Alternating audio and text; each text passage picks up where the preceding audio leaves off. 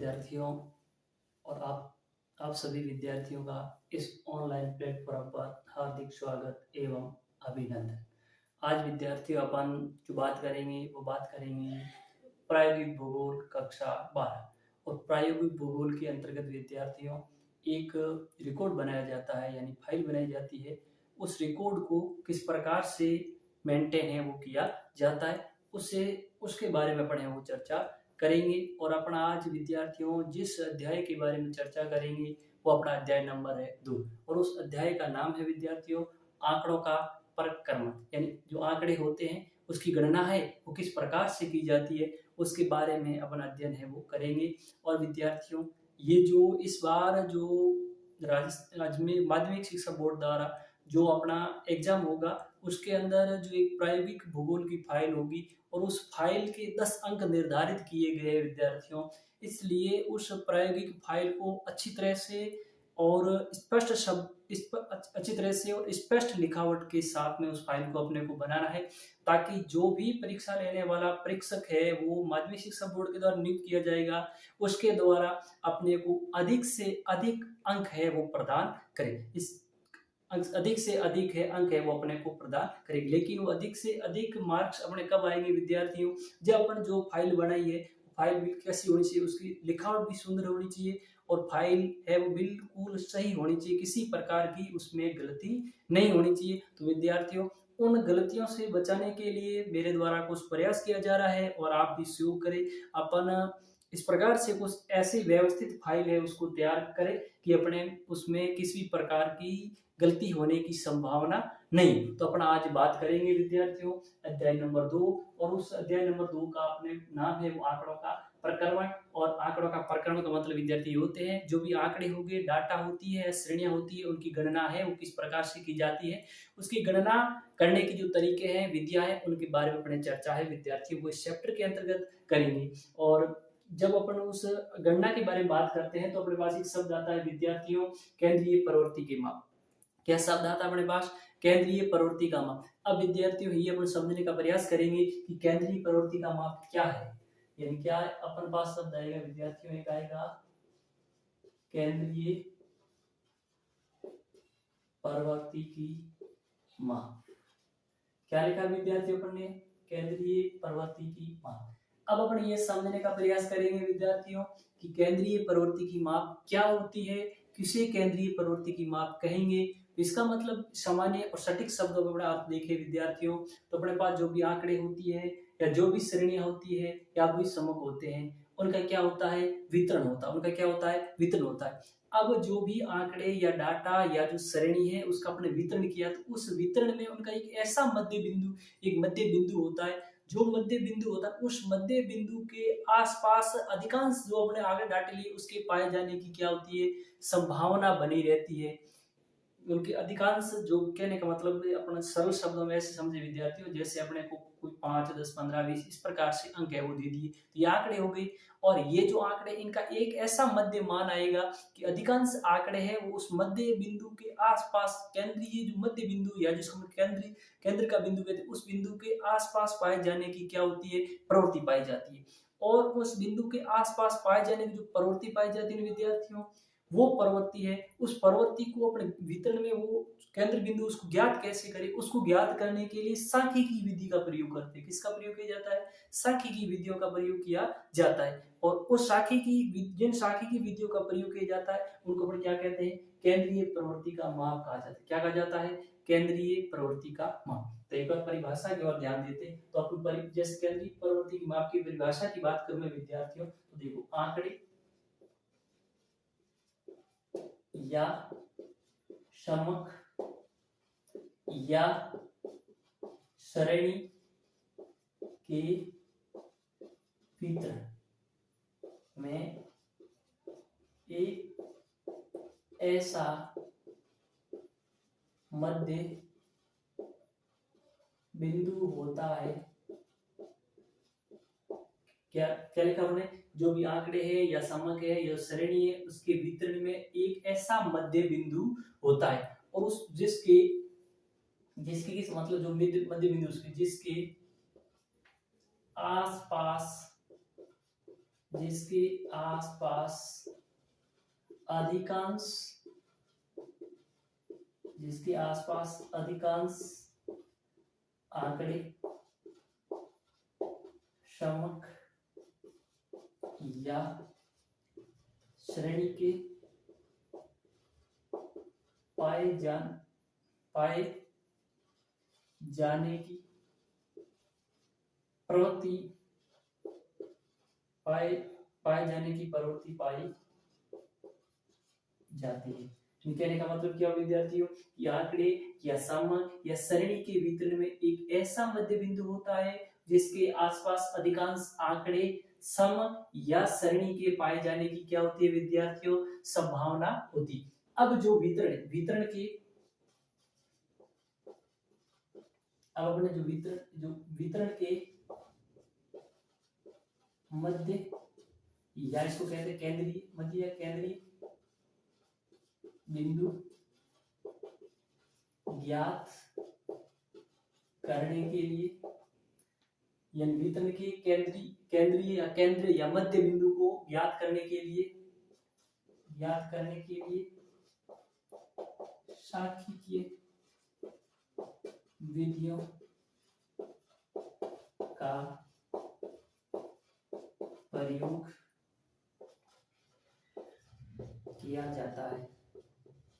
और ये सांख्यिकी विधियों का प्रयोग किया जाता है, और सांख्यिकी की जिन विधियों का प्रयोग किया जाता है उन विधियों को अपन क्या कहते हैं, केंद्रीय प्रवृत्ति की माप कहा जाता है। क्या कहा जाता है विद्यार्थियों, केंद्रीय प्रवृत्ति की माप। तो अपन ने क्या देखा, अपन ये देखा कि केंद्रीय प्रवृत्ति की माप की परिभाषा क्या होती है या इसका अर्थ क्या होता है। तो उसके अंदर हमने देखा कि आंकड़े या जो समक या जो श्रेणी उसके वितरण में एक ऐसा मध्य बिंदु होता है जिसके आसपास अधिकांश आंकड़े समक और या श्रेणी के पाए जाने की क्या पाई जाती है, प्रवृत्ति है वो पाई जाती है। और वितरण के केंद्रीय बिंदु ज्ञात करने के लिए सांख्यिकी की जिन विधियों का प्रयोग किया जाता है, सांख्यिकी की उन विधियों को क्या कहा जाता है, केंद्रीय प्रवृत्ति की माप के नाम से जाना जाता है। तो ये तो होगी विद्यार्थियों केंद्रीय प्रवृत्ति की माप क्या होती है उसकी परिभाषा की बात। अब हम बात करते हैं कि केंद्रीय प्रवृत्ति की माप है इसमें किन किन को शामिल किया जाता है। जब केंद्रीय प्रवृत्ति की माप के बारे में बात करूं तो इसके अंदर एक अपन पढ़ेंगे माध्य पढ़ेंगे विद्यार्थियों, एक क्या पढ़ेंगे अपन माध्यिका पढ़ेंगे, और एक क्या पढ़ेंगे बहुलक। यानी केंद्रीय प्रवृत्ति की माप, केंद्रीय प्रवृत्ति की माप।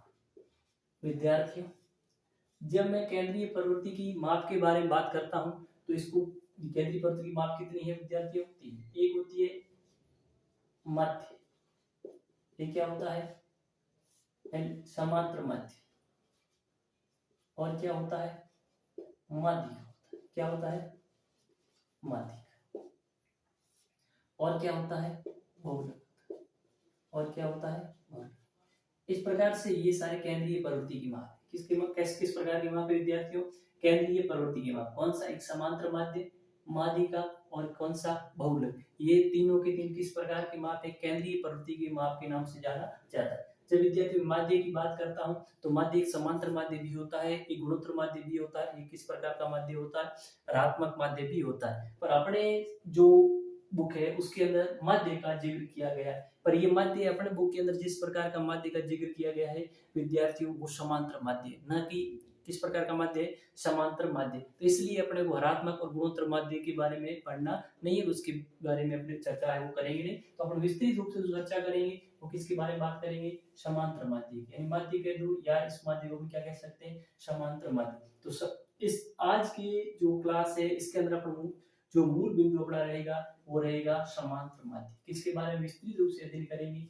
आज अपन मुख्य रूप से या मूल रूप से समांतर माध्य के बारे में अध्ययन करेंगे, और अगली क्लास में माध्यिका के बारे में बात करेंगे, और फिर बहुलक क्या होता है उसके बारे में बात करेंगे। फिर अपन ये देखेंगे समांतर माध्य और माध्यिका बहुलक इनके मध्य किस प्रकार का रिलेशन या क्या संबंध होता है उसके बारे में भी बात है वो करेंगे। तो अपन बात करते हैं समांतर माध्य के बारे में।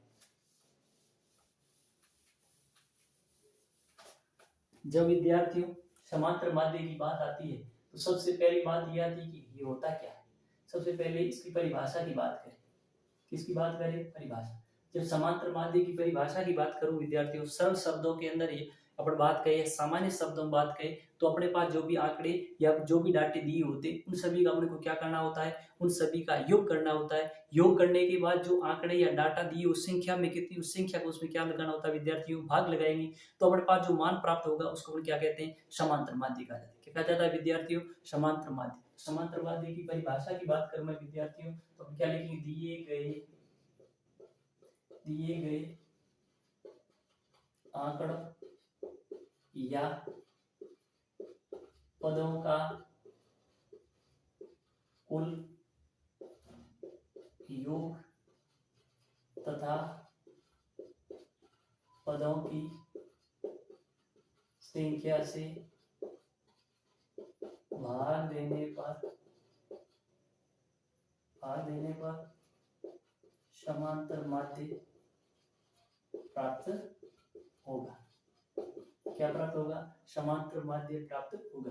ये कह रहे कि जो भी दिए गए आंकड़े होते हैं या जो पद होते हैं उन पदों का कुल, जो भी कुल आंकड़े हैं या जो कुल पद होते हैं उसका अपन विद्यार्थी क्या करते हैं, योग कर लेंगे। और योग करने के बाद देखेंगे वो पदों की संख्या या आंकड़े संख्या में कितनी संख्या उसमें क्या लगाएंगे, भाग लगाएंगे। और भाग लगाने पर अपने पास जो विद्यार्थी मान आएगा उसको अपन क्या कहते हैं, समांतर माध्य कहा जाता है। जैसे समांतर माध्य बराबर क्या होता है, समांतर माध्य बराबर क्या होता है विद्यार्थियों, समांतर माध्य बराबर होते हैं पदों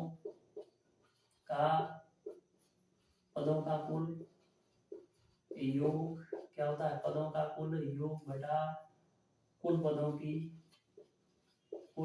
की संख्या होता है। क्या होता है, कुल पदों की संख्या।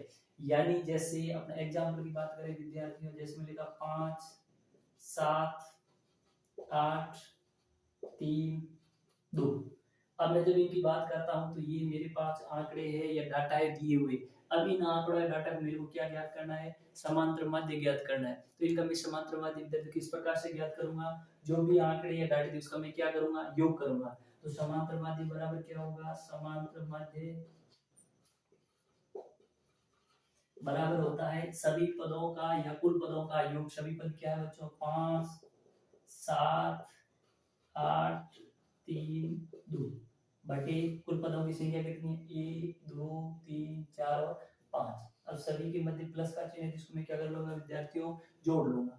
5 5 + 7 कितने, 12 12 और 8 कितने होंगे विद्यार्थियों, 20 20 और 3 23 23 और 2 कितने होंगे, 25। तो कितने होंगे, 25/5 कितने होंगे, 25/5। अब 25 में किसका भाग कहें विद्यार्थियों, 5 का। जब 25 के अंदर में 5 का भाग लूंगा कितनी बार जाएगा, 5 बार जाएगा। कितनी बार जाएगा, 5 बार। तो 5 आपके पास क्या आ गया, समांतर मध्य आ गया। 5 आपके पास क्या आ गया, समांतर मध्य आ गया। इस प्रकार से अपन है वो समांतर माध्य है उसके बारे, समांतर माध्य की गणना है वो कर सकते हैं। तो सबसे पहले ये बात समझने का प्रयास किया कि समांतर माध्य क्या होता है। और आपसे आशा और उम्मीद है कि ये समांतर माध्य के इसके बारे में जो हमने चर्चा की ये बात आपके अच्छी तरह समझ में आई होगी। एक बार आपस देखते हैं, समांतर माध्य का मतलब बच्चों ये होता है कि जो भी आंकड़े डाटा दिए होते हैं उन सभी आंकड़े डाटा का अपन क्या करेंगे, योग करेंगे। योग करने के बाद में आंकड़े या डाटा पदों की संख्या कितनी उसका क्या लगाएंगे, उससे भाग लगाएंगे। भाग लगाने के बाद में अपने जो मान प्राप्त होगा उसको क्या कहेंगे विद्यार्थियों, समांतर माध्य वो कहा जाता है। तो ये बात की थी अपने विद्यार्थियों समांतर माध्य के बारे में। अब बात करते हैं कि समांतर माध्य होता है उसकी गणना है वो किस प्रकार से की जाती है। अब अपनी बात करेंगे समांतर माध्य की गणना को लेकर। जब विद्यार्थियों मैं समांतर माध्य की गणना की बात करता हूँ तो इसमें जो आंकड़े होते हैं वो दो प्रकार के होते हैं। एक वर्गीकृत श्रेणी भी आपके पास आएगी और एक किस प्रकार की श्रेणी आएगी, अवर्गीकृत। तो वर्गीकृत श्रेणी से भी समांतर माध्य की आपको गणना करनी है और अवर्गीकृत श्रेणी उससे भी आपको समांतर माध्य की विद्यार्थियों क्या करनी है, गणना। जब समांतर माध्य की अपन माध्य की अब करेंगे गणना विद्यार्थी, क्या करेंगे, गणना। जब माध्य की गणना की बात आती है विद्यार्थियों तो जो अपन आंकड़ों की बात करते हैं, पिछले अध्याय नंबर 1 के अंदर जब अपने पढ़ा था आंकड़े क्या होते हैं, कितने प्रकार के आंकड़े होते हैं, उन सब के बारे में विस्तृत रूप से अध्ययन वो किया था। तो अब जब मैं आंकड़ों की बात करता हूँ तो आंकड़ों के आधार पर समांतर माध्य उसकी दो श्रेणियां होती है। एक श्रेणी होती है अवर्गीकृत आंकड़े। किस प्रकार के आंकड़े दिए हो, जब आपको प्रश्न में जो आंकड़े दिए हो वो किस प्रकार के आंकड़े हो, अवर्गीकृत आंकड़े दिए हो, तब भी आपको क्या ज्ञात करना विद्यार्थियों, समांतर माध्य की गणना करना। और दूसरी बात कब, जब आंकड़े किस प्रकार के दिए हो विद्यार्थियों, अपने वो आंकड़े दिए हो वर्गीकृत, किस प्रकार के आंकड़े हो, वर्गीकृत आंकड़े हो, तब भी आपको क्या करनी, समांतर माध्य की गणना करनी। यानी अपन दो स्थिति के आंकड़ों के वर्गीकरण के आधार बात करते हैं। एक आंकड़ा होता है अवर्गीकृत होता है और आंकड़ा दूसरा कौन सा होता है वर्गीकृत। दोनों के आधार पर अपने को क्या करना है समांतर, दोनों स्थिति में समांतर माध्य की गणना करनी। पर अवर्गीकृत आंकड़ा है तब भी समांतर माध्य की गणना दो प्रकार से करनी है विद्यार्थियों, और वर्गीकृत आंकड़े हैं तब भी अपने को समांतर माध्य की गणना कितने प्रकार से करनी विद्यार्थियों, दो प्रकार से। और जब अवर्गीकृत आंकड़े दोनों दो कौन से प्रकार से, एक अपन करेंगे प्रत्यक्ष विधि से, किस विधि से ज्ञात करेंगे, प्रत्यक्ष विधि से समांतर माध्य की गणना विद्यार्थियों करेंगे। दूसरी किससे करेंगे, अप्रत्यक्ष विधि से।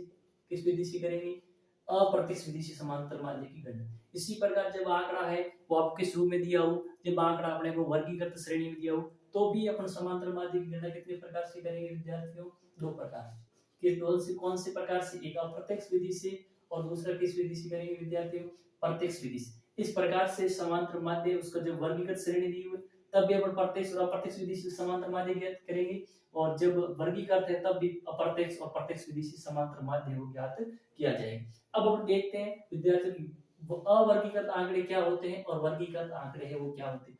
जब विद्यार्थियों में अवर्गीकृत आंकड़ों की बात करूं तो ये आपको जैसे वर्ग की बात करते हैं, 0 से रेंज के मध्य नहीं होते, जैसे कि 0 से 5 के मध्य, 5 से 10, 10 से 15 इस प्रकार के नहीं होते। यानी जैसे मान लो किसी कोई परिवार ए में इतने व्यक्ति रहते हैं, बी में इतने रहते हैं, सी में इतने रहते हैं, इस प्रकार की जो श्रेणियां होती है वो किस प्रकार की सीरीज होती है, वो अवर्गीकृत आंकड़े होते हैं विद्यार्थी। किस प्रकार के आंकड़े, उन आंकड़ों को वर्गों में बांटा हुआ नहीं होता है। और जैसे 0 से 10 के मध्य इतने हैं, 10 से 20 के मध्य इतने, 20 से 30 के मध्य इतने, तो ये कि क्या बनी, ये एक वर्ग बन गया। तो इसका मतलब है कि वो श्रेणी होगी, वो श्रेणी किस प्रकार की होगी विद्यार्थियों, वर्गीकृत श्रेणी। किस प्रकार की श्रेणी होगी, वर्गीकृत श्रेणी। अब सबसे पहले अपन बात करते हैं अवर्गीकृत श्रेणी हो और उसका समांतर माध्य प्रत्यक्ष और अप्रत्यक्ष विधि से किस प्रकार से ज्ञात किया जाता है उसके बारे में बात करेंगे। तो अपने पास एक प्रश्न है विद्यार्थियों कि एक गांव के 16 परिवार में उसके सदस्यों की संख्या आपको प्रश्न के अंतर्गत है वो दी हुई है, और इन परिवार का जो परिवार है और किस परिवार में कितने क्या सदस्य। मान लो पहला परिवार उसमें कोई सदस्य नहीं है, जैसे तीसरा परिवार 4 सदस्य है, पांचवा परिवार 8 सदस्य है, चौथे परिवार 12 सदस्य है, दूसरे परिवार 16 सदस्य और पहले परिवार कितने सदस्य, 20 सदस्य। इस प्रकार से इन सभी सदस्यों का सबसे पहले अपन करेंगे प्रत्यक्ष विधि से समांतर माध्य है वो विद्यार्थियों किस प्रकार से ज्ञात किया जाता है उसके बारे में बात अपन करेंगे। तो सबसे पहले देखते हैं विद्यार्थियों अपन कि जो अवर्गीकृत आंकड़े हैं और अवर्गीकृत आंकड़ों के माध्यम से किस प्रकार से है वो अपन समांतर माध्य की गणना करते हैं। तो सदस्यों की संख्या मैं लिखता हूं विद्यार्थियों, सदस्यों की संख्या जिसको अपन क्या मानते हैं विद्यार्थियों, x है। क्या लिखा मैंने विद्यार्थियों, सदस्यों की संख्या। क्या लिखा मैंने, सदस्यों की संख्या, जिसको मैंने किससे लिखा, x। x क्या है विद्यार्थियों, x है विद्यार्थियों अपने पास किसकी संख्या, सदस्यों की संख्या, वो क्या है x है। x क्या है विद्यार्थियों, सदस्यों की संख्या है, उसको हमने किससे लिखा, x से। अब मैं अगला क्या है, परिवार। अगला क्या है बच्चों, परिवार। अगला क्या है, परिवार। अगला क्या अपने पास, जब विद्यार्थियों परिवार है, अगला अपन जब परिवार की बात करते हैं तो परिवार को किससे लिखा गया अपन ने, x से लिखा। किससे लिखा परिवार को, x। देखो विद्यार्थी टेबल बढ़ेगी अपने पास।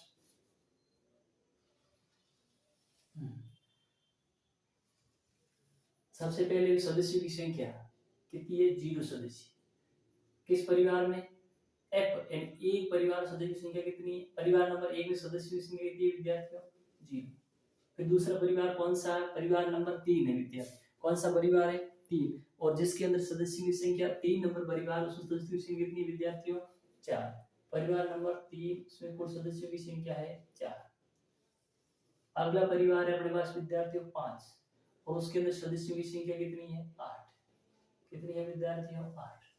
अगला अपने परिवार है अपने पास चौथा परिवार, जिसमें सदस्यों की संख्या कितनी है विद्यार्थियों, 12 है। कितनी सदस्यों की संख्या, 12। और अगला परिवार है अपना परिवार नंबर 2, जिसमें सदस्यों की संख्या कितनी है विद्यार्थियों, 16। कितनी है, 16। और अगला परिवार नंबर है अपने पास विद्यार्थियों 1, और उसके अंदर सदस्यों की संख्या कितनी है विद्यार्थियों, 20। तो इस प्रकार से विद्यार्थियों एक टेबल बनेगी। बिल्कुल इस टेबल को विद्यार्थियों आप पटरी की सहायता से ये लाइन है वो टेढ़ी मेढ़ी नहीं होनी, बिल्कुल साफ सुथरी और स्पष्ट रूप से अपने जो प्रायोगिक फाइल है उसके अंदर इस टेबल का निर्माण है वो आप करेंगे। और अगला अपना स्टेप होगा विद्यार्थियों, क्या होगा, देखो अपने पास सदस्यों की संख्या जिसको मैंने किससे लिखा विद्यार्थियों, x से लिखा, किससे लिखा, x से, और परिवार की संख्या विद्यार्थी मैंने किससे लिखा, f से, किससे लिखा, f से। अगला अपना तीसरा स्टेप बनेगा विद्यार्थियों, वो क्या बनेगा, बनेगा fx विद्यार्थी, क्या बनेगा, fx बनेगा, क्या बनेगा, fx। एक और मैं लाइन ले लेता हूं, और इसका योग क्या होगा विद्यार्थी, सिग्मा f, या फिर मैं इसको क्या कह सकता हूं, n कह सकता हूं, सिग्मा f, या फिर क्या कह सकता हूं विद्यार्थी इसको n। सिग्मा f या n क्या होता है आप फिर अपन देखेंगे, या सिग्मा f या n का मतलब होता है उस श्रेणी में कुल पद कितने, उन कुल पदों की या कुल राशि है या कुल जो समक है उनकी संख्या कितनी है, कुल संख्या। सिग्मा का मतलब होता है कुल से और f का मतलब है पद से, तो कुल पद कितने, तो इसको सिग्मा f से या किससे दर्शाते हैं अपन, n से दर्शाते विद्यार्थी, किससे दर्शाते, n से। अगला स्टेप बढ़ेगा अपने पास विद्यार्थी fx बनेगा, क्या बढ़ेगा, f और x। देखो f और x के बीच में किसका चिन्ह है विद्यार्थियों, गुणा का चिन्ह, तो इसका मतलब जो x का मान है, परिवार की संख्या को मैंने विद्यार्थियों किससे दर्शाया है, x से, और परिवार सदस्यों की संख्या को, सॉरी सदस्यों की संख्या को मैंने विद्यार्थियों किससे दर्शाया है, x से दर्शाया है। और परिवार है, उन परिवारों की संख्या को विद्यार्थी मैंने किससे दर्शाया, परिवारों को मैंने वाइस f से दर्शाया, किससे दर्शाया विद्यार्थियों, f से। तो तीसरा स्टेप हम जो सारणी बनाएंगे उसमें बढ़ेगा वो fx बनेगा विद्यार्थियों, कौन सा बनेगा, fx। fx का मतलब f और x के मध्य चिन्ह किसका है, डॉट, डॉट इसका मतलब गुणा है, तो इसका मतलब जो x का मान होगा विद्यार्थियों और जो f का मान है उसको क्या करना पड़ेगा, गुणा करना पड़ेगा। यहाँ x का मान कितना है विद्यार्थियों, 0, और यहाँ f का मान कितना है विद्यार्थियों, 1। जब मैं 0 को 1 से गुणा करता हूँ क्या आता है विद्यार्थी मेरे पास 0, तो इसका मतलब fx का मान पहले परिवार a नंबर 1 लिए क्या होगा 0। जैसे दूसरी परिवार की बात करूं तो x का मान है 4 विद्यार्थी, परिवार है 3, तो 4 को गुणा, यानी x का मान 4 है, f का मान कितना है विद्यार्थियों 3। fx कैसे ज्ञात करेंगे, 4 को 3 से क्या कर लीजिए विद्यार्थियों, गुणा। जब मैंने 4 को 3 से गुणा कर कितने हो गया, 12 हो गया, कितना हो गया, 12।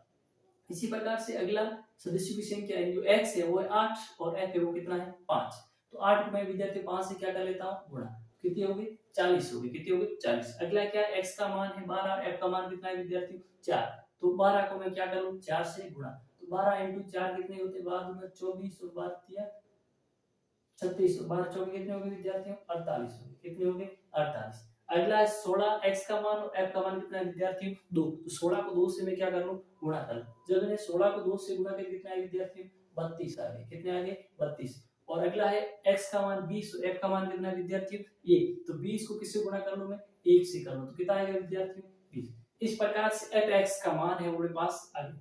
अब अगला स्टेप होगा सिग्मा fx, क्या होगा विद्यार्थियों, सिग्मा fx। अब सिग्मा fx का मतलब है कि यहाँ जो अपन ने x के जो fx के कुल मान है उनका क्या करना, योग करना। सिग्मा का मतलब ये होता है विद्यार्थियों सभी पदों का योग, क्या होता है सिग्मा, तो सभी पदों का योग। तो सिग्मा fx का मतलब ये है कि जो fx के सभी मानों का आपको क्या करना है, योग करना है। तो कैसे योग करें, योग का मतलब विद्यार्थी अपने को क्या करनी है, जोड़ करनी है। जब मैं जोड़ की बात करूं तो देखो 0 और 2 कितने होंगे 2, 2 और 0 2, 8 और 2 कितने 10, 10 2 कितने हो गए 12, और 12 कितने लिखूं विद्यार्थियों में 2 लिखूं, 12 की हंसी लगी 1, 1 और 1 कितने हो गए 2, 2 और 4 कितने हो गए विद्यार्थियों, 2 और 4 कितने हो गए 6, 6 और 4 कितने हो गए 10, 10 और 3 कितने हो गए 13, 13 और 2 कितने हो गए 15। इसका मतलब सिग्मा fx का जो मान आया विद्यार्थियों कितना आ गया 152 आ गया। सिग्मा fx का मान कितना आ गया विद्यार्थियों 152। अब बड़े को किसका मान ज्ञात करना है, सिग्मा f या फिर किसका मान ज्ञात करना है n का। सिग्मा f का मतलब है ये जो f है इन f के सभी पदों का योग, सिग्मा f का मतलब है f के सभी पदों का योग, या n का भी मतलब ये होता है सभी पदों का योग। तो इस सभी पदों का योग कर लो, 1 और 3 कितने हो गए बच्चों 4, 4 और 5 कितने हो गए 9, 9 और 4 कितने हो गए 13, 13 और 5 कितने हो गए 15, 15 और 1 कितने हो गए 16, कितने हो गए 16। तो इसका मतलब ये सिग्मा f या n का मान विद्यार्थी कितना आ गया 16। तो अपने पास एक के पदों की संख्या आ गई कितनी है 16, उन 16 कुल पदों का योगफल आ गया वो विद्यार्थी कितना आ गया 152। और अपने को क्या ज्ञात करना है, समांतर माध्य ज्ञात करना। तो अपन समांतर माध्य का फॉर्मूला लिख सकते हैं, क्या लिखते हैं समांतर माध्य, समांतर माध्य बराबर क्या होता है, सभी पदों का योग, सभी पदों का योग बटा कुल पदों की संख्या। या फिर मैं इसको कैसे लिख सकता हूँ विद्यार्थी, या फिर इसको मैं ऐसे भी लिख सकता हूँ कि समांतर माध्य किसे लिखते हैं, x, और इसके ऊपर क्या लिख दिया मैंने, बार। x बार का मतलब ये हो विद्यार्थियों, ये समांतर माध्य। तो समांतर माध्य बराबर क्या होगा, सिग्मा एफ आई एक्स आई अपॉन क्या होगा, सिग्मा एफ, या फिर क्या लिख सकता हूं मैं, एन लिख सकता हूं। क्या लिख सकता हूं, एन। तो इस प्रकार से समांतर माध्य बराबर क्या हुआ, इस x बार का मतलब क्या हुआ, इस x का बार का मतलब है विद्यार्थियों समांतर माध्य। x बार का मतलब क्या है, समांतर माध्य। सिग्मा एफ एक्स आई का मतलब क्या हुआ कि एफ एक्स के सभी पदों का योग, यानी एफ एक्स के सभी पदों का योग। और सिग्मा एफ का मतलब कुल पद है, उन कुल पदों की संख्या। सिग्मा एफ या एन का मतलब होता है कुल पदों की संख्या, और सिग्मा एफ आई एक्स आई का मतलब सभी पदों का योग। यानी इस सीरीज की इस श्रेणी में जो एफ एक्स के जो पद थे उन कुल पदों का क्या योग, जिसको हम किसे लिखते हैं, सिग्मा एफ आई एक्स आई। अब मान रख देते हैं विद्यार्थियों, जब मान रखने की बात आती है तो अपने पास सिग्मा एफ एक्स का मान कितना है, 152। कितना है, 152 बटा सिग्मा एफ या एन का मान कितना है, 16। इसका मतलब ये हो विद्यार्थियों कि 152 में किसका भाग देना है, 16 का। जब मैं 152 के अंदर 16 का भाग दूंगा तो कितनी बार जाएगा, 9 बार जाएगा। और कितने आ जाएंगे, 144 आ जाएंगे। और 144 देखो, 2 में से 4 नहीं जाएगा, एक बार आने से कितने गए, 4। शेष कितने बच गए, 8। इसका मतलब शेष अपने पास कितने बचे, 8।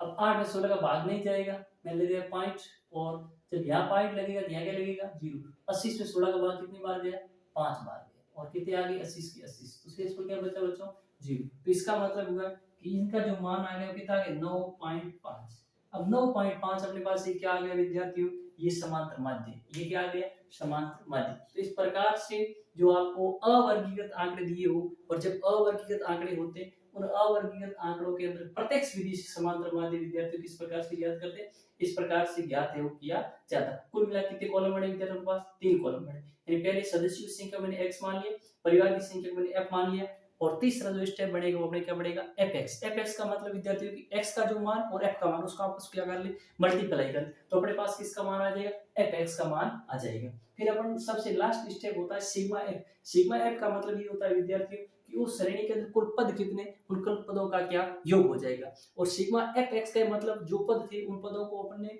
f को x से गुणा करने के बाद में fx का जो मान है विद्यार्थियों, fx के जो मान है उस मान का योग, उन जितने भी सारे मान उन सभी मानों को अपने क्या करेंगे, जोड़ योग कर लेंगे। योग करेंगे तो अपने पास किसका मान आ जाएगा विद्यार्थियों, सिग्मा एफ आई एक्स का, एफ आई एक्स इनिशियल का अपने पास मान आ जाएगा। फिर समांतर माध्य बराबर सूत्र अपने को मालूम होता है विद्यार्थियों, क्या होता है कि x बार बराबर होता है सिग्मा एफ आई एक्स अपॉन सिग्मा एफ या एन। तो सिग्मा एफ एक्स का मान आ गया और सिग्मा एफ का मान आ गया, उसको रख दीजिए, फिर हल करते हैं तो अपने पास किसका मान आ जाता है विद्यार्थियों, फिर अपने पास मान आ जाएगा समांतर माध्य। इस प्रकार से ये प्रत्यक्ष विधि से अवर्गीकृत श्रेणी का समांतर माध्य है विद्यार्थी ज्ञात किया जाता है। और आपसे आशा और उम्मीद है कि विद्यार्थियों ये आपको समझ में आया होगा। अब चलते हैं अगली बात करते हैं, और अगला क्या है, यही प्रश्न है। अब इसका है जो आंकड़े हैं ये भी किस प्रकार के दिए विद्यार्थियों, आपको ये आंकड़े दिए वर्गीकृत अवर्गीकृत आंकड़े, किस प्रकार के, अवर्गीकृत आंकड़े। अब इन अवर्गीकृत आंकड़ों का आपको क्या ज्ञात करना है, अप्रत्यक्ष विधि से क्या ज्ञात करना है विद्यार्थियों, समांतर माध्य है वो ज्ञात करना है। अब अप्रत्यक्ष विधि से अपन समांतर माध्य कैसे ज्ञात करेंगे, सबसे पहले मैं क्या लिखूंगा विद्यार्थियों, सदस्यों की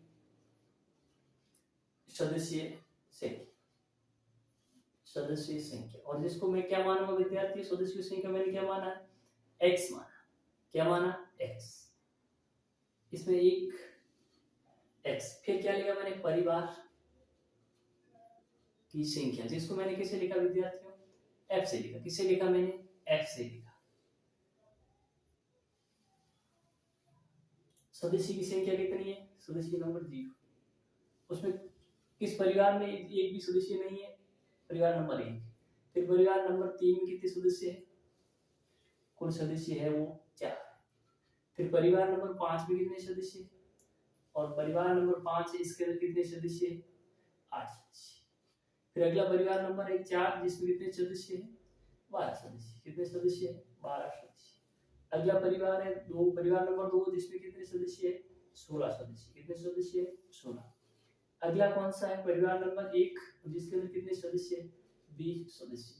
अब ये तो हाँ अपने पास प्रश्न दिया हुआ आएगा विद्यार्थी इस प्रकार का। अब इन प्रश्न का आपको अप्रत्यक्ष विधि से क्या ज्ञात करना विद्यार्थियों?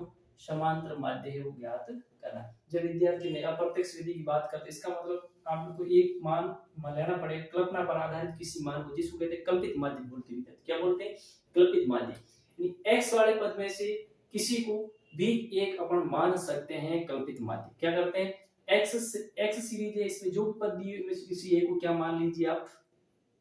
क्या मान लेंगे अपन? एक कल्पित माध्य मान लेंगे। ये भी मान सकते हैं, इसके अलावा भी दूसरी भी संख्या मान सकते हैं। लेकिन विद्यार्थियों जब अपन इनके अलावा किसी दूसरी प्रकार की संख्या माने तो अपना उत्तर गलत नहीं आएगा विद्यार्थी, उत्तर तो सही आएगा, पर समस्या ये कैलकुलेशन क्या हो जाएगा? जटिल हो जाएगा। और अपने को उस जटिलता में जाना ही नहीं। तो अपने को क्या मानना है विद्यार्थियों? जो ये आपको x का मान दिया, इनमें से किसी एक मान को कल्पित माध्य मानना है, ताकि अपन जो कैलकुलेशन करेंगे वो जटिलता न आके आसानी से कैलकुलेशन किया जा सके। या फिर अपन सीधा ऐसे भी देख सकते हैं विद्यार्थियों, जहां तक वो तो आपको जो इसका मध्य यानी x का जो मध्य बिंदु होगा, मध्य मान होगा, उसी को ही आप कल्पित माध्य मानना, क्योंकि और भी गणना है आपकी वो क्या हो जाएगी? सरल हो जाएगी। इसलिए विद्यार्थियों अपन मानते हैं माना कि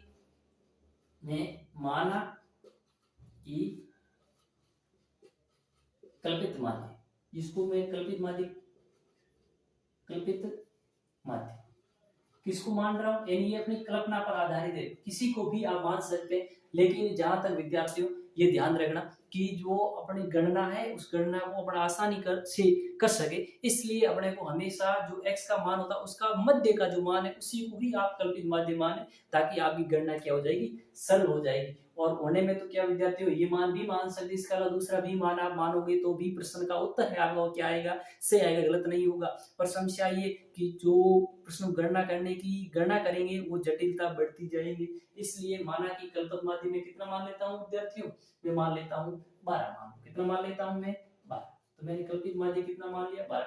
अब अपने को ज्ञात करना है विद्यार्थियों विचलन ज्ञात करना है। क्या किसका मान ज्ञात करना है? डी का मतलब क्या करना है? विचलन। अब वो विचलन कैसे ज्ञात करेंगे? जो x का मान है उनमें से कल्पित माध्य को क्या कर देंगे विद्यार्थियों? घटा देंगे। जब x के मान में से कल्पित माध्य माना उसको मैं घटाऊंगा तो मेरे पास क्या आ जाएगा विद्यार्थियों? विचलन आ जाएगा। विचलन का मतलब डी का मान आ जाएगा। तो डी बराबर क्या होगा विद्यार्थियों? x माइनस ए। क्या डी बराबर क्या हो गया? x माइनस ए। डी बराबर क्या हो विद्यार्थियों? x का मतलब है जैसे इसमें x का मान क्या विद्यार्थियों? 0। इस श्रेणी में x यानी इस पद में x का मान क्या है? 4। इसमें कितना है? 8। इसमें कितना है? 12। और इसमें कितना? 16। और इसमें कितना है? 20। तो इस प्रकार से जब मैं ये जो कॉलम है इसके अंदर जब मैं डी का मान या विचलन ज्ञात करूंगा विद्यार्थियों, तो जो x का है मान उनमें से किसका मान घटाऊंगा? y जो अपने a का मतलब कल्पित माध्य का जो मान माना उस मान को इसमें से क्या कर लूंगा विद्यार्थियों? घटा दूंगा। तो इसका मतलब ये हुआ या x का मान कितना है? 0। यहाँ पर x का मान कितना है विद्यार्थियों? 0। अब 0 में से क्या घटाऊंगा विद्यार्थियों? में 12 घटाऊंगा। कितना घटाऊंगा 0 में से? 12। जब मैंने 0 में से 12 घटा से इसके बचे विद्यार्थियों 12, पर 12 किसके बचेंगे? माइनस के। इसी प्रकार से इस पद का मैं विचलन ज्ञात करूंगा तो 4 में से कितना घटा दूंगा विद्यार्थियों? 4 में से मैं घटाऊंगा 12, शेष कितने बचे? माइनस के 8। यानी 4 में से 12 जाएगा नहीं, तो 12 में से कितने गए? 4। बड़ी संख्या किसकी है? माइनस की। तो 12 में से 4 जाने पर शेष कितने बचते? 8। पर 8 किसके बचेंगे? बड़ी संख्या माइनस की, इसलिए माइनस के 8 है वो बचेंगे। अगला क्या है? अगला x का मान कितना है? 8। माइनस का कितना होगा? a का मान कितना? 12। 8 में से 12 के शेष बचे 4, पर 4 किसके बचेंगे विद्यार्थियों? माइनस। अगला क्या है? x का मान 12 और a का मान कितना है विद्यार्थी? 12। तो 12 में से 12 का शेष क्या बचा? 0। अगला x का मान कितना है? 16 और a का मान कितना है? 12। शेष क्या बचा विद्यार्थियों? 16 में से 12 गए 4, पर अब 4 किसके बचेंगे? प्लस के, क्योंकि बड़ी संख्या किसकी है? प्लस की। अगला मेरे पास क्या है? 20। 20 में से कितने गए विद्यार्थियों? 12। शेष कितने बचे? 8, पर 8 किसके बचेंगे? प्लस के, क्योंकि बड़ी संख्या किसकी है? प्लस की। इस प्रकार से ये अपने किसका निर्धारण कर लिया विद्यार्थियों? विचलन है उसका किस प्रकार से ज्ञात करते हैं, उन विचलनों को हमने ज्ञात कर लिया। अब एक स्टेप और बढ़ेगा विद्यार्थियों, और अगला स्टेप क्या होगा? जो अपने विचलन किए ज्ञात किए इन विचलनों को जो f है उससे क्या कर लीजिए विद्यार्थियों, गुणा करना है। यानी तो अगला क्या हो जाएगा, स्टेप हो जाएगा अपने पास विद्यार्थियों एफ डी एफ आई और क्या हो जाएगा डी आई। अगले स्टेप क्या हो जाएगा विद्यार्थियों एफ आई डी आई, यानी जो डी का विचलन का मान आया है उस विचलन के मान को किसके मान से गुणा करना है, एफ के मान से क्या कर लीजिए विद्यार्थियों गुणा। अब यहाँ पे विचलन कितना है -12, अब -12 गुणा किससे करूंगा, एफ का मान कितना है 1 से करूंगा। जब मैं -12 को 1 से गुणा करूं कितना आएगा विद्यार्थियों 12, पर 12 किसके आएंगे -12 आएंगे, किसके आएंगे -12। अगला यहाँ इस सीरीज में देखते तो विचलन का मान है -8 और -8 गुणा किससे करूंगा 3 से, और 8 गुणा 3 कितने होते 24, पर 24 होगा किसका विद्यार्थियों माइनस का, क्यों प्लस माइनस गुणा करने पर हमेशा क्या होता है माइनस, तो माइनस कितने हो गए 24। अगला क्या है विचलन है -4 और f का मान कितना है 5, 5 गुणा किससे करूंगा 4 से करूंगा, किससे गुणा करूंगा 4 से, तो 5 गुणा 4 कितने हो जाएंगे 20 हो जाएगी, पर 20 किसका होगा विद्यार्थियों माइनस का 20 होगा, किसका होगा 20 माइनस का, क्यों प्लस गुणा माइनस हमेशा क्या होता है माइनस होता है। अगला क्या है विचलन का मान क्या है 0 और f का मान कितना है 4, तो 0 को 4 से गुणा करेंगे तो क्या आएगा विद्यार्थियों 0। कोई भी संख्या हो और उस संख्या को अगर अपन किससे करते हैं 0 से गुणा, कितनी भी बड़ी संख्या क्यों नहीं उसको आप 0 से गुणा करोगे तो उसका मान हमेशा क्या हो जाता है विद्यार्थियों 0 हो जाता है। अगला विचलन का मान कितना है 4 और f का मान कितना है 2, तो 4 गुणा किससे करूंगा विद्यार्थियों मैं 2 से, कितना आएगा 4 गुणा 2 कितना हो गया 8, और अगला विचलन का मान कितना है 8 और f का मान कितना है 1, 1 गुणा किससे करूंगा 8 से, तो कितना आएगा विद्यार्थियों 8। इस प्रकार से f d का मान आएगा।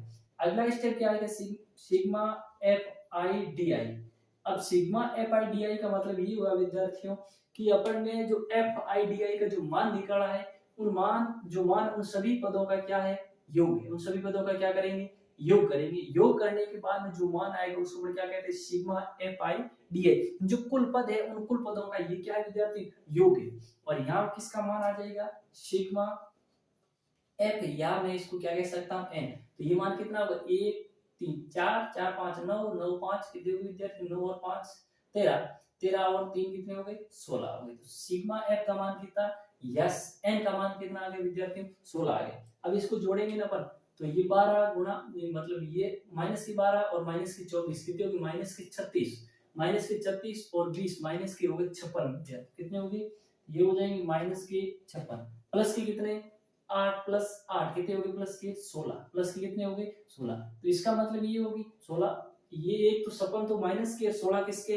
प्लस के, दोनों संख्याओं के विपरीत चिन्ह है, इसका मतलब घट जाएगा 56 में से कितने गए 16 गए, शेष कितने बच गए 40 बचे, पर 40 किसके बचेंगे विद्यार्थियों 40 बचेगा माइनस का, किसका बच जाएगा 40 माइनस का। तो sigma F I D I का मान अपने पास कितना आ गया विद्यार्थियों माइनस का 40। अब अपने को क्या ज्ञात करना है समांतर माध्य को किस प्रकार से ज्ञात करते हैं, तो समांतर माध्य कैसे ज्ञात करेंगे x बार बराबर क्या होता है a प्लस सिग्मा एफ आई और डी आई अपॉन क्या होता है सिग्मा एफ। अब इसका मान रख देते हैं विद्यार्थियों, जब मैं मान रखूंगा तो a का मतलब क्या होता है आपने कल्पित माध्य कितना माना था 12 माना, कितना माना विद्यार्थियों 12, तो 12 लेते हैं प्लस कोष्टक sigma F I D I का मान कितना है माइनस का 40 बट्टे कितने हो जाएंगे 16, तो इसका मतलब कि -40 में किसका भाग देना है विद्यार्थियों 16 का भाग देना, किसका भाग देना है 16 का, तो ये 40 के अंदर 16 का भाग दीजिए आप, आ गए कितनी बार 2 बार गए, कितने आ गए 16 32 आ गए, कितने आ गए 32, शेष बचे 8, 8 में भाग देंगे टूट के पॉइंट लेगा 80 से पॉइंट यानी 2.5 आ गए, 40 में आपने 16 का भाग दिया कितना मान आ गया विद्यार्थियों 2.5 आ गए, 12 प्लस कोष्टक में माइनस की 2.5, अब ये प्लस कोष्टक घटेगा प्लस माइनस क्या हो जाएगा विद्यार्थियों माइनस हो जाएगा, प्लस कोष्टक घटेगा तो प्लस और माइनस क्या हो जाएगा विद्यार्थियों माइनस हो जाएगा, तो इसका मतलब ये हुआ कि 12 माइनस 2.5, जब 12 में से 2.5 गया शेष क्या बचा विद्यार्थियों मतलब 12 में से 2.5 चले गए, इसका मतलब बच गया 9.5, कितना बचा विद्यार्थियों 9.5। इस प्रकार से अप्रत्यक्ष विधि से भी समांतर माध्य ज्ञात किया जा सकता है, और उत्तर आएगा विद्यार्थियों कि अप्रत्यक्ष से करो या प्रत्यक्ष विधि से करो उत्तर क्या आएगा एक ही आएगा। जब हमने प्रत्यक्ष से किया उस समय भी आंसर कितना है अपने पास उस समय अपने पास आंसर है 2.5 आएगा। इसलिए अपन इसको अप्रत्यक्ष विधि से किया तो अपने पास आंसर कितना आया 2.5। इस प्रकार से विद्यार्थियों जब जो आपको श्रेणी या आंकड़े अवर्गीकृत हो और उन अवर्गीकृत आंकड़ों का अपन जो माध्य ज्ञात करने की बात की जाए तो माध्य प्रत्यक्ष विधि से भी आप ज्ञात कर सकते हैं और दूसरा अप्रत्यक्ष विधि से भी ज्ञात है वो कर सकते हैं। तो इस प्रकार से अपन ने जब अवर्गीकृत आंकड़े थे तो उन आंकड़ों का अप्रत्यक्ष और अप्रत्यक्ष विधि से किस प्रकार से समांतर माध्य वो ज्ञात किया जाता है उसके बारे में अपने बात की थी। अब अगली बात अपन करते हैं कि जब आंकड़े किस प्रकार से दिए हो, जब आंकड़े आपको विद्यार्थियों वर्गीकृत रूप में किस रूप में दिए हो, वर्गीकृत रूप में दिए हो और अपने को क्या ज्ञात करना है समांतर माध्य, और वो भी समांतर माध्य कैसे ज्ञात करना है, एक प्रत्यक्ष विधि से और दूसरा किस किस प्रकार की विधि से, अप्रत्यक्ष विधि से ज्ञात करना है। तो जब आपको माध्य विद्यार्थियों आंकड़े वर्गीकृत, इसी प्रकार एक अपने को ये सीरीज दे रखी है कि वर्ग है 0 से 10, 10 से 20, 20 से 30, 30 से 40, 40 से 50, आवर्ती 6, 10, 13, 7 और 4। अब ये जो श्रेणी है इस श्रेणी का प्रत्यक्ष विधि से और अप्रत्यक्ष विधि से अपने को क्या ज्ञात करना है विद्यार्थियों, माध्य ज्ञात करना है। तो मैं जब सबसे पहले बात करता हूं प्रत्यक्ष विधि से, किस विधि से ज्ञात करूंगा विद्यार्थियों, प्रत्यक्ष विधि से। किस विधि से ज्ञात करेंगे, प्रत्यक्ष विधि। जब प्रत्यक्ष विधि की बात आती है तो सबसे पहले अपने में टेबल बनी हुई है, सबसे पहले में क्या लेंगे वर्ग लेंगे। वर्ग क्या है 0 से 10, 10 से 20, 20 से 30, 30 से 40, 40 से 50 हो गए। फिर आवर्ती 6, 10, 13, 7, 4 और 4 हो गए। फिर अपने को मध्य मान निकालना पड़ता है। क्या करना पड़ता है इसमें, मध्य मान। मध्य मान का मतलब ये होता है जो आपके पास वर्ग है उस वर्ग की ऊपरी सीमा और निम्नतम सीमा, उस वर्ग की कौन सी ऊपरी सीमा और उस वर्ग की जो निम्नतम सीमा होती है उन सीमा का क्या करिए, योग करिए। और योग करने के बाद उसमें क्या करना है, 2 का देना है भाग, भाग देंगे 2 का तो उसका क्या आ जाएगा मध्य मान। जैसे अपना पहला वर्ग है 0 और 10, अब इनका मैं 0 और 10 का योग करूंगा कितना आएगा विद्यार्थी, 0 और 10 जोड़ो कितना होगा 10। अब 10 में किसका भाग देना, 2 का भाग दूंगा तो कितना आ जाएगा, 10 का कितना आ गया विद्यार्थियों 5 आ गया। इसी प्रकार से अगली श्रेणी है निम्नतम सीमा 10 और इस सीरीज की उच्चतम सीमा कितनी है, इस वर्ग की 20। 10 और 20 को जोड़ो कितना हो जाएगा 30। अब इनके मध्य जो 30 हो गया, 30 में किसका भाग होगा 2 का तो कितना आ गया 15। इस प्रकार से इन 0 और 10 के मध्य ये जो प्रास है, जो अंतर है वो कितने का है 10 का। तो इसका मतलब इनके मध्य मान होगी, उन मध्य मानों का भी अंतर हमेशा कितना ही रहेगा विद्यार्थियों 10 ही आएगा। तो आप इसको बार निम्नतम सीमा उच्चतम सीमा को बार जोड़ करके 2 का भाग बार बार ये प्रक्रिया न करके ये ध्यान रखें विद्यार्थियों कि ये जो आपको वर्ग अंतराल दिया उस वर्ग अंतराल के मध्य कितना डिफरेंट है वही उनकी मध्य मान के मध्य डिफरेंट होगा। तो जैसे 0 और 10 के मध्य कितने का अंतराल है 10 का, तो इसका मतलब मध्य मान आएगा तो पहला मान और दूसरा जो मध्य मान उसके मध्य भी डिफरेंट कितने का आएगा 10 का ही आएगा। तो मैं क्या करूं 15 10 15 में जोड़ दूं, 15 में 10 जोड़ा में कितना आ जाएगा 25, 25 में 10 जोड़ो कितना आ जाएगा 35, और 35 10 जोड़ो कितना आ जाएगा विद्यार्थी 45। तो इस प्रकार से मध्य मान कितने आ गए मेरे पास 5, 15, 25, 35 और 45 मध्य मान आ गए। अगला क्या स्टेप करना पड़ता है विद्यार्थियों, अब जो आवर्ती और जो मध्य मान है उसको fx fi xi का मतलब ये हो विद्यार्थियों कि जो आवर्ती और x का जो मान है उसको क्या करना है गुणा कर दीजिए। तो इस वर्ग 0 से 10 वाला जो रेंज का वर्ग है इसमें आवर्ती तो 6 है और मध्य मान कितना है विद्यार्थियों 5, तो 6 को 5 से मैं क्या कर दूंगा गुणा, और जब वो मैंने 6 को 5 से गुणा किया कितना आ गया विद्यार्थियों 30 आ गया मेरे पास, कितना आ गया 30। तो fi xi का मान कितना आ गया 30 आ गया। इसी प्रकार से दूसरा वर्ग है वो अपने पास है विद्यार्थी 10 और 20, कौन सा वर्ग है 10 और 20, और वर्ग 10 और 20 के अंदर आवर्ती तो 10 है और मध्य मान कितना है 15, 10 और 15 गुणा के कितने हुए विद्यार्थी 150, कितने हो गए 150। इसी प्रकार से अगला वर्ग है जो 20 और 30 वाला वर्ग है इसमें आवर्ती 13 है और इसका मध्य मान कितना है 25। तो इसका मतलब ये होगा कि 13 को 25 से क्या कर लीजिए विद्यार्थियों गुणा, तो 13 गुणा 25 कितने 13 5 कितने होते 65, 80 लगी कितनी 6, 13 गुणा 2 कितने होते 26, 26 और 6 कितने हो गए विद्यार्थियों 32। तो इसका मतलब कितने हो गए 325, कितने हो गए 325। अब अगला क्या है अपने पास विद्यार्थियों f का मान 7 है और x का मान कितना है 35। तो 7 को मैं गुणा किससे कर लूंगा 35 से करूंगा, किससे करूंगा 35 गुणा 7, 7 इंटू 5 कितने होते हैं 7 गुणा 5 कितने होते हैं 35, 80 लगी 3, 7 इंटू 3 कितने 21, 21 गुणा 3 कितने होते हैं 24, तो कितने हो गए 245। ये कितने हो गए विद्यार्थियों 245। अगला क्या है f का मान 4, x का मान कितना है 45। तो 45 गुणा किससे करूंगा विद्यार्थियों 4 से करूंगा। तो 45 गुणा 2 कितने होते हैं 90। 90 को 90 45 4 से कितना आ जाएगा 180 आ गया मेरे पास। कितने आ गए 180। अब मैं क्या करूंगा देखो यानी ये यहाँ सिग्मा एफ है, इसका मतलब ये कुल आवर्ती है, जो आवर्ती वाले पद उन सभी पदों का क्या करेंगे योग करेंगे। तो देखो ये 6 और 10 कितने हो गए 16, 16 और 13 कितने हो गए, ये 16 और 13 29, 29 और 7 कितने हो गए 36, 36 और 4 कितने हो गए 40। सिग्मा एफ का मान कितना आ गया विद्यार्थियों 40 आ गया। सिग्मा एफ का मान कितना आ गया 40। इसी प्रकार से सिग्मा एफ आई और एक्स आई का मान क्या होगा, मतलब एफ आई एक्स आई के जो कुल पद है उन कुल पदों का क्या करेंगे योग करेंगे। जब मैं इनके कुल पदों का योग करूं कितना हो जाएगा 0 0 0 5 5 कितने हो गए 10, 10 का क्या लगेगा विद्यार्थियों 0 हासिल आ गई 1, 3 3 और 1 हासिल वाला कितना हो गया 4, 4 और 5 कितने हो गए 9, 9 और 2 कितने हो गए 11, 11 और 4 कितने हो गए 15, 15 और 8 कितने हो गए 23, 23 का मैं क्या लिखूंगा विद्यार्थियों 3 हासिल कितनी लगी 23 की 2, 2 और 1 कितना हो गया 3, 3 और 3 कितने हो गए 6, 6 और 2 कितने हो गए 8, 8 और 1 कितना हो गया 9, तो कितने हो गए 930। सिग्मा एफ आई एक्स आई का मान कितना आ गया विद्यार्थियों 930। तो अब क्या अपने को समांतर माध्य ज्ञात करना है, तो अपने को मालूम है विद्यार्थियों कि x बार बराबर कितना होता है कि सिग्मा एफ आई अपॉन सिग्मा एफ क्या होता है, x बार बराबर कितना होता है सिग्मा एफ आई एक्स आई अपॉन क्या होता है सिग्मा एफ होता है। जब सिग्मा एफ आई एक्स आई कितना है विद्यार्थी 930 और सिग्मा एफ का मान कितना है 40। इसका मतलब क्या विद्यार्थियों 930 में किसका भाग देना है 40 का, तो इसका मतलब 0 से 0 कटा है, यानी 13 में किसका भाग देना है विद्यार्थियों 4 का भाग देना है।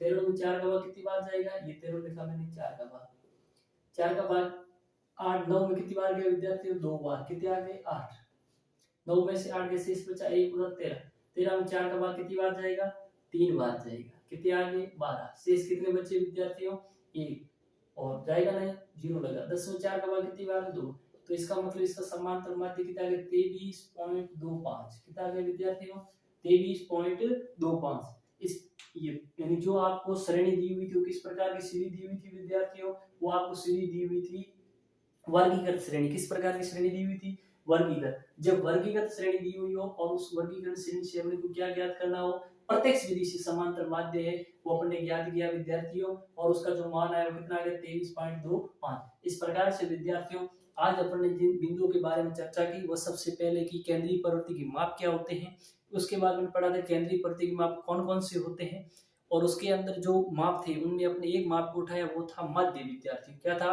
माध्य। और माध्य के बारे में बात की थी कि माध्य क्या होता है, उसकी गणना है वो किस प्रकार से की जाती है, जब आंकड़े वर्गीकृत हो या फिर अवर्गीकृत हो तो माध्य है उस प्रकार उसकी गणना किस प्रकार से करते हैं। प्रत्यक्ष विधि से कैसे, जब माध्य अवर्गीकृत है तो उसका प्रत्यक्ष विधि से माध्य कैसे ज्ञात करेंगे, अप्रत्यक्ष से कैसे करेंगे, और जब वर्गीकृत है तो उसका प्रत्यक्ष विधि से और अप्रत्यक्ष विधि से माध्य किस प्रकार से ज्ञात किया जाता है उसके बारे में अपने चर्चा की। तो और अगली वाली क्लास में जो बात करेंगे जब आंकड़े वर्गीकृत श्रेणी में दिए हुए हो और उसका अप्रत्यक्ष विधि से समांतर माध्य किस प्रकार से ज्ञात किया जाता है उसके बारे में विस्तृत रूप से चर्चा है वो करेंगे। और विद्यार्थियों आपसे आशा और उम्मीद करता हूं कि ये जो अपने जिन जिन बिंदुओं के बारे में चर्चा की वो बिंदु आप